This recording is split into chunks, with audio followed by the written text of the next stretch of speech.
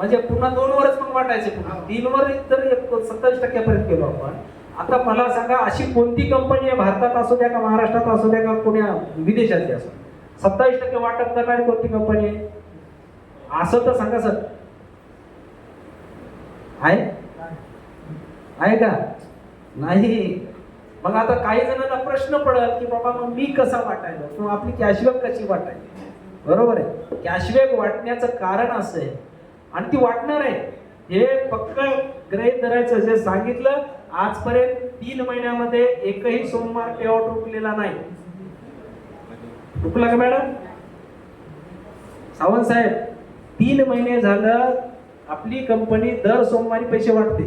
रविवारी क्लोजिंग आहे, सोमवारी आपण पैसे वाटप करतो.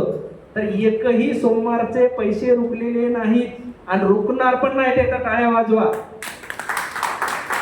तुम्ही सीएमडी कंपनीचा कोड घालू द्या न घालू द्या, त्यानं काय सेविंग करू द्या न करू द्या, त्याचा संबंध ठेवू नका.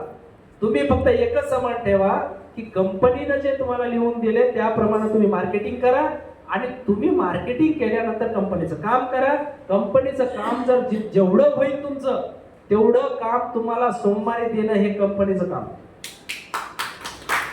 तर 27.9% द्यायले. दुसरी एक टक्केवारी काढतात काही लोक की माझा आयडी आहे 7,000चा, एखादा काढतात. तर तुमचा आयडी केवढ्याचा आहे? 1900चा. बरोबर आहे. तर तुम्हाला बायनरी किती द्यायली? 200. आणि स्पॉन्सर किती द्यायली? 500. 500 200 किती झाले? 700. आता पण एकदा टक्केवारी काढा. तुम्ही भरायला कंपनीला 2000 आणि 2000वर 700 टक्केवारी काढा. किती टक्के येते बघा.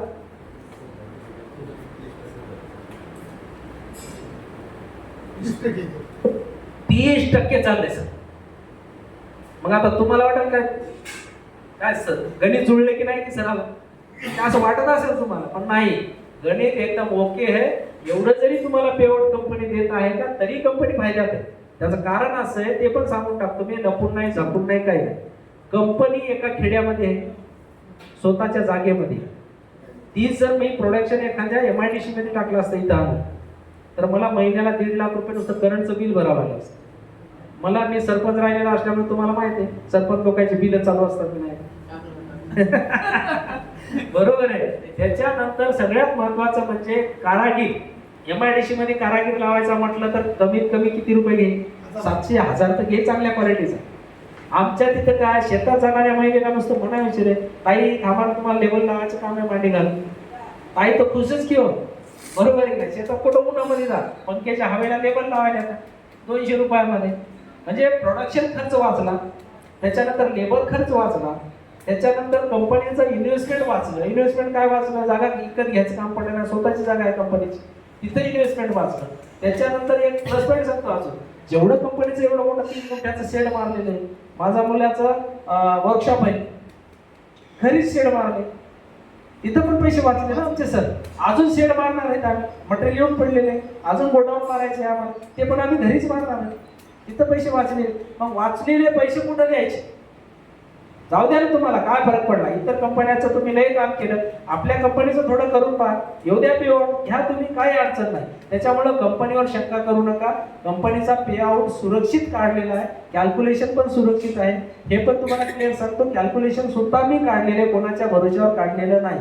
खूप लोक दुसऱ्याला सांगतात आमचं कॅल्क्युलेशन काढून दे, पण नाही, मी कॅल्क्युलेशन सुद्धा स्वतः काढले.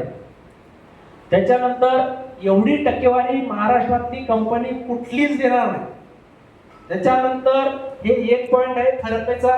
दुसरा पॉइंट असा आहे की महाराष्ट्रामधली एकही कंपनी अशी नाही, म्हणजे आपल्या कंपनीसारखी नाही, एकही बी नाही. तुम्ही शोधून मला याच ठिकाणी सांगा, नंतरही फोन करून सांगा, चॅलेंज करून सांगतो मी की जॉईनिंग प्रोडक्टवर कमिशन कुठलीच कंपनी देत नाही. देते? जॉईनिंग प्रोडक्टवर कमिशन देते? तुम्ही जॉईनिंग प्रोडक्ट पाठीवर घेऊन फिरता, लीडर लोक फिरता की नाही?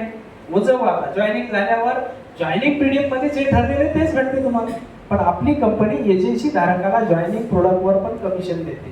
हे पण प्लस पॉईंट आहे आपल्या कंपनीमध्ये. त्याच्यानंतर आपल्या कंपनीमधल्या जेवढे काही रोज घरी लागणाऱ्या वस्तू आहेत त्या पूर्ण वस्तूच्या किमती पाहतो.